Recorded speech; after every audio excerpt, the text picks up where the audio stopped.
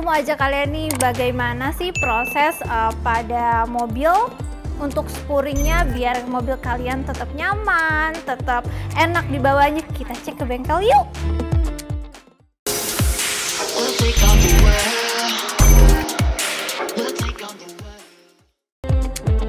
Aku mau tahu nih proses spuringnya bagaimana. Ini udah ada mobilnya, terus kita kemana dulu nih Mas? Kita pasang alat dulu, kita masukin data dulu, baru kita nanti cek datanya bermasalah atau enggak. Oh gitu, yaudah yuk berarti kita cek datanya dulu. Oke.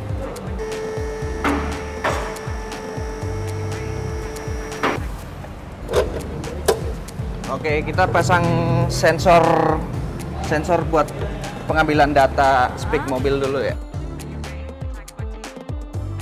Ya.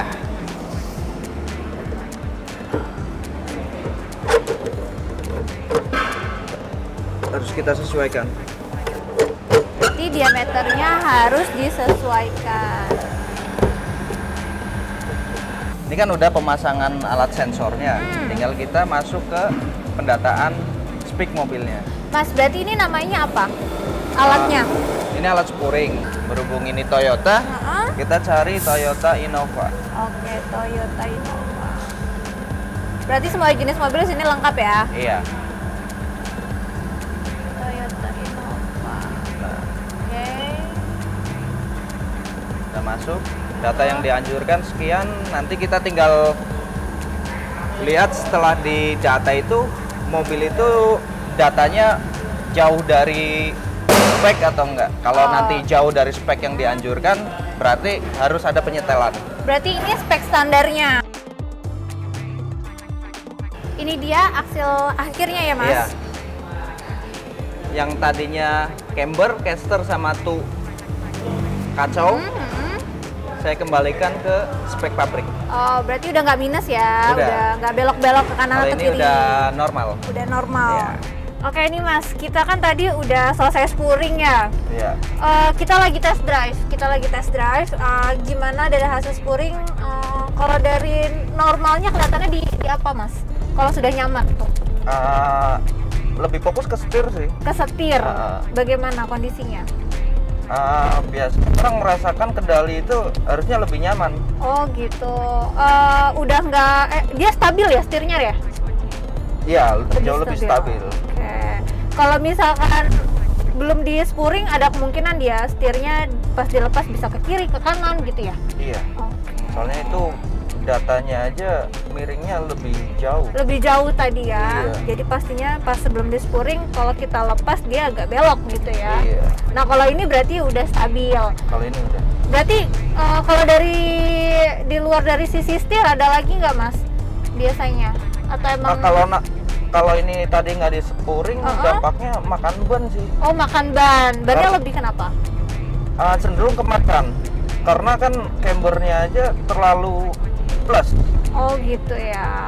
Karena spek bawaan aja dia boleh plus, tapi nggak harus melebihi spek yang dianjurkan. Oh gitu. Oke, kita udah selesai test drive ya Mas tadi ya. Kita udah lihat juga kalau setirnya sudah stabil kebetulan. Aku mau tanya-tanya nih Mas, kapan sih customer itu merasa untuk kendaraannya di spuring?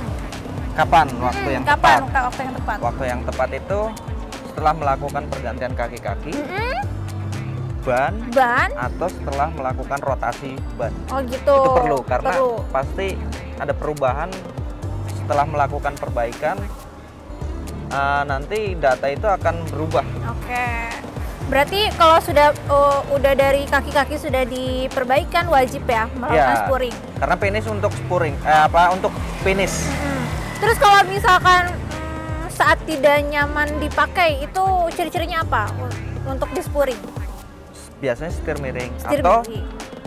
Kalau kita lagi jalan, mobil itu tiba-tiba ke kanan atau ke kiri. Gitu. Itu kondisinya setirnya dipegang atau enggak? Kondisi dipegang biasanya itu ngebuang. Nah Ngebuang kalau sendiri. keadaan lurus miring, tapi mobil masih lurus, itu cuma setir miring. Oh gitu, berarti si setirnya ya sama bannya tuh nggak sejajar ya? Iya, tapi itu wajib untuk dibenerin sih, karena nanti efeknya makan ban nggak rata. Gitu.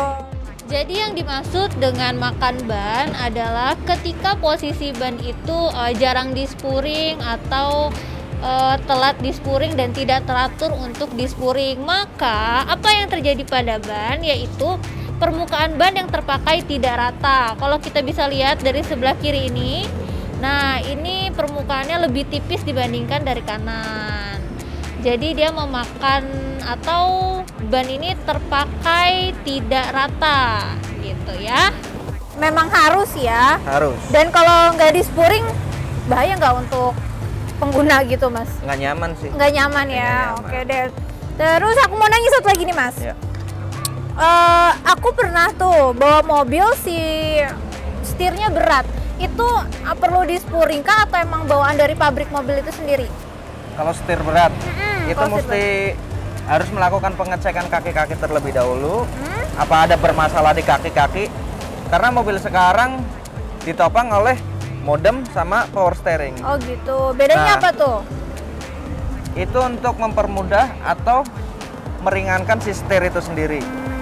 Tapi kalau nanti dari situ ternyata bagus, baru kita cek data spuringnya. Oh gitu. Jadi sebenarnya memang ada beberapa kemungkinan ya si setir itu berat. Ya.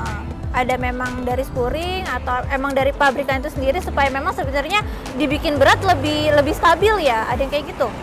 Ada juga, Ada tapi nggak juga. terlalu banget. Nggak terlalu banget Iya, ya. Karena pasti nggak nyaman. Pasti nggak nyaman. Oke deh.